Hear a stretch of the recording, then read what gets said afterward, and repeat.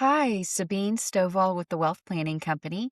You are watching Sabine Has Something to Say. Today, I want to tell you a crazy story about one of the most famous financial bubbles in history, Tulip Mania. Let's take a look at what happened and what it might mean for your portfolio today. So, in the 1630s, the Dutch economy was in its golden age. Wealthy merchants, global trade, booming economy, things were good. But have you ever been to the Netherlands?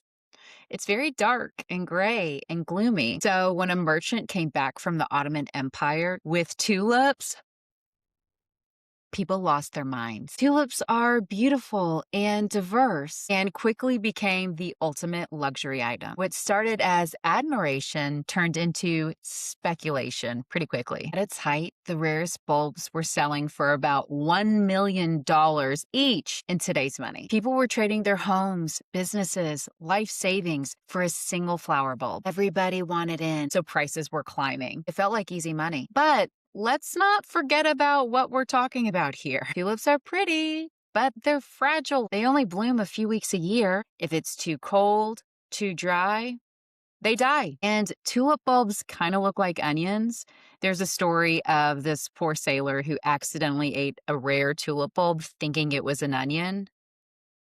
That was a felony. The mania went on for a few years until February 1637. There was a threat of an outbreak of bubonic plague, and so people got scared. They wanted to hunker down and cash in. So people showed up at the auction house as they had been doing for years, except on this day, instead of there being buyers and sellers, only the sellers showed up. Nobody was there to buy. So the sellers panicked and they kept lowering their prices and lowering their prices and lowering their prices, trying to entice a buyer, but nobody was buying. Within weeks, prices of tulip bulbs collapsed by almost 99% of their peak. Fortunes disappeared. Now, the broader Dutch economy didn't completely collapse, but the thousands of individuals who were speculative trading in tulips were absolutely devastated, and it totally upended civil society. So why does this story matter? Because human nature hasn't changed at all.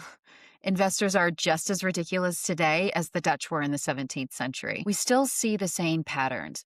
Rapid hype around the next big thing, then one day confidence evaporates and the bubble bursts. The real danger isn't the asset itself or the concept of investing as a whole. It's letting emotions drive your investment decisions. Buying at the peak out of fear of missing out, selling in panic when prices drop, ignoring long-term value in favor of short-term excitement. That is exactly why we focus so much on behavioral finance at the Wealth Planning Company. Markets will always have bubbles and corrections. The investors who succeed over time are the ones who stay disciplined, diversified, and focus on solid companies with real earnings and growth potential rather than chasing the next tulip. If you want help building a strategy that protects you from emotional mistakes while capturing real innovation and growth, reach out.